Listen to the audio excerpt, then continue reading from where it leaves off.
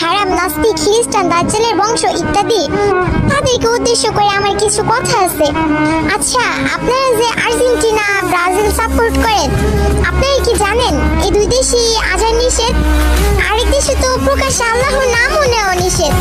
আর যেখানে বিটিএস এর সদস্যরা আজানের সময় কনসার্ট বন্ধ করে দেয়, তাদের কনসার্টে মুসলিম আর্মিদের নামাজের ব্যবস্থা করে দেয়, মিটআপের সময় মুসলিম ফ্যানদের গায়ে টাচ করে না, অপবিত্র হবে এর জন্য।